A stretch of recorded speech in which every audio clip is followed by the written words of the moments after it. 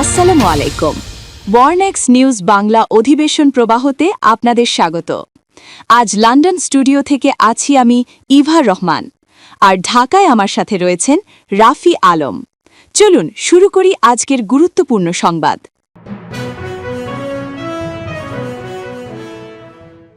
জানিয়ে দিব আজকের গুরুত্বপূর্ণ সব আপডেট।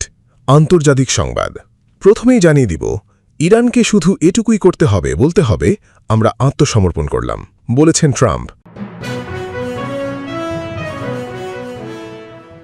এরপর আরও জানিয়ে দিব, মোস্তবার আড়ালেই পেছন থেকে সিদ্ধান্ত নিচ্ছে কে। এবং সর্বশেষ জানিয়ে দিব, এত ক্ষতি করেছে ইরান, আড়াল করছে ট্রাম্প।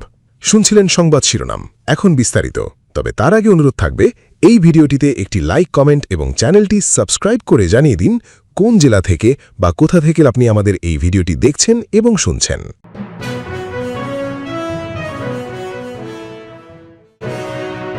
যুক্তরাষ্ট্রের ওয়াশিংটন ডিসির ওভাল অফিসে প্রেসিডেন্ট ডোনাল্ড ট্রাম্প বলেছেন, ইরানের সঙ্গে আলোচনা অনেকটা এগিয়েছে, তবে ইরানকে আত্মসমর্পণ করতে হবে। বাংলাদেশ সময় বুধবার আল জাজিরা লাইভ আপডেটে এ তথ্য জানা যায়।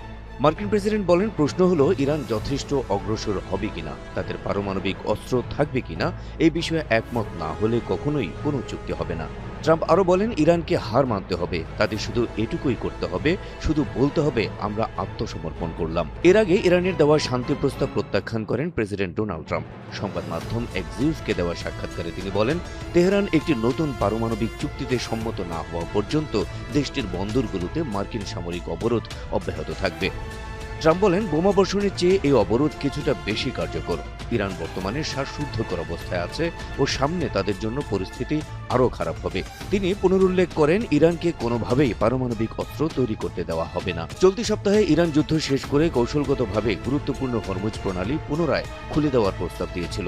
তবে তেহরানের পক্ষ থেকে শর্ত দেওয়া হয়েছিল, পারমাণবিক সংক্রান্ত আলোচনা অনির্দিষ্টকালের জন্য স্থগিত রাখতে হবে। ওয়াশিংটন এই শর্ত মেনে নিতে অস্বীকৃতি জানানোয় শান্তি প্রক্রিয়া আবারও থমকে গেল। বর্তমানে মার্কিন সামরিক অবরোধের কারণে ইরানের অর্থনীতি ও রসদ সরবরাহ ব্যবস্থা চরম চাপের মুখে রয়েছে। ট্রাম্প প্রশাসন মনে করছে, এই সর্বোচ্চ চাপ প্রয়োগের মাধ্যমেই তেহরানকে পারমাণবিক নিরস্ত্রীকরণ চুক্তিতে বাধ্য করা সম্ভব হবে। দ্বিতীয় মাসে পা দিয়েছে ইরান যুক্তরাষ্ট্র যুদ্ধ। পুরো এই সময়টায় সর্বোচ্চ নেতা আয়াতুল্লাহ আলী খামেনিকে এক মুহূর্তের জন্য পায়নি ইরান। যুদ্ধের প্রথম দিনেই নিহত হন এই নেতা। ইরানের যে কোনো গুরুত্বপূর্ণ সিদ্ধান্তে এতদিন যার কথাই ছিল শেষ কথা, তার অনুপস্থিতিতে গত 2 মাস ধরে কিভাবে এ যুদ্ধ চালিয়ে যাচ্ছে ইরান। এখনও আড়ালে থাকা আহত নতুন সর্বোচ্চ নেতা মোস্তফা খামেনি কি আদৌ কোনো সিদ্ধান্ত নিতে পারছেন, নাকি তাকে পরিচালিত করছে অন্য কেউ? টিভিএস এক্সপ্লেইনারে চলুন জেনে নেই এসব প্রশ্নের উত্তর। সঙ্গে আছি তামান্না খন্দকার। আয়াতুল্লাহ নিহত হওয়ার পর ব্যাপক পরিবর্তন এসেছে ইরানের রাষ্ট্র কাঠামোতে। সিদ্ধান্ত গ্রহণের ক্ষমতা অনেকটাই চলে গেছে ইরানের বিপ্লবী গার্ডস IRGCর শীর্ষ কমান্ডারদের হাতে। সেই তারাই আয়াতুল্লাহর আহত ছেলে মোস্তফা খামেনিকে সর্বোচ্চ নেতার আসনে বসিয়েছেন। ফলে খাতা কলমে শীর্ষ পর্যায়ে মোস্তফা থাকলেও বাস্তবে সিদ্ধান্ত নিচ্ছে IRGC। মোস্তফা কেবল তা অনুমোদন দিচ্ছেন, সরাসরি কোনো নির্দেশ দিচ্ছেন না। 3টি অভ্যন্তরীণ সূত্রের বরাত দিয়ে এই তথ্য দিয়েছে বার্তা সংস্থা রয়টার্স। মূলত যুদ্ধের চাপের কারণে ইরানের রাষ্ট্র ক্ষমতা নিরাপত্তা কেন্দ্রিক একটি গোষ্ঠীর হাতে কেন্দ্রীভূত হয়েছে। এই গোষ্ঠীর কেন্দ্রে রয়েছে সুপ্রিম ন্যাশনাল সিকিউরিটি কাউন্সিল, সর্বোচ্চ নেতার কার্যালয় এবং IRGC। তবে এর মধ্যে সামরিক কৌশল থেকে শুরু করে বড় রাজনৈতিক সিদ্ধান্তের ব্যাপারে IRGCর প্রভাব সবচেয়ে বেশি, যে কারণে সিদ্ধান্ত নিতে সময় লাগছে। যা নিয়ে ইরান যুক্তরাষ্ট্র শান্তি আলোচনার বিষয়ে অবগত পাকিস্তান সরকারের এক জ্যেষ্ঠ কর্মকর্তার ভাষ্য, ইরান খুব ধীর গতিতে সিদ্ধান্ত নিচ্ছে। সেখানে এখন স্পষ্ট কোনো একক সিদ্ধান্ত গ্রহণকারী কাঠামো নেই, যে কারণে অনেক সময় তাদের জবাব পেতে 2 থেকে 3 দিন লেগে যায়। সমঝোতার পথে ইরানের অভ্যন্তরীণ বিভাজনকে ওয়াশিংটন বড় কারণ হিসেবে দাঁড় করালেও বিশ্লেষকরা বলছেন, সমঝোতার পথে বাধা অভ্যন্তরীণ বিভাজন নয়, বরং যুক্তরাষ্ট্র কি দিতে চায় এবং IRGC কি পেতে চায়, এই দুয়ের ব্যবধান। যদিও যুক্তরাষ্ট্রের সঙ্গে আলোচনায় পররাষ্ট্রমন্ত্রী আব্বাস আরাগচিকেই বেশি দেখা যাচ্ছে, তবে পেছন থেকে তাকে নির্দেশনা দিচ্ছেন সাবেক আইআরজিসি কমান্ডার ও পার্লামেন্ট স্পিকার বাঘের গালিবাফ।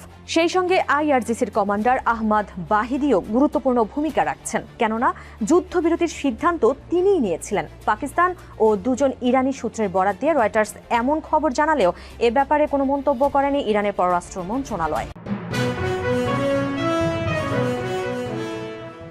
28 ফেব্রুয়ারি ইরানি ড্রোনের পাল্টা আঘাতে কাতারে থাকা আমেরিকান $1 বিলিয়ন মূল্যের লং রেঞ্জ রাডার ধ্বংসের মাধ্যমে যে ক্ষতির সূচনা হয়েছিল তার মাসুল এখন পর্যন্ত দিয়ে যাচ্ছে পৃথিবীর সবচেয়ে শক্তিশালী দাবিদার সেনাবাহিনী। ইরানকে ঘিরে চলমান সংঘাতে সামরিক অভিযান যত দীর্ঘ হচ্ছে ততই স্পষ্ট এই যুদ্ধ শুধু ইরানের জন্য নয়, আমেরিকাকেও এর চরম মূল্য দিতে হচ্ছে। ট্রাম্প যতই লুকানোর চেষ্টা করুক না কেন, আমেরিকা যে আঘাত পেয়েছে তার আর্থিক মূল্য তো বিরাট, এর প্রভাবও সুদূর প্রসারী।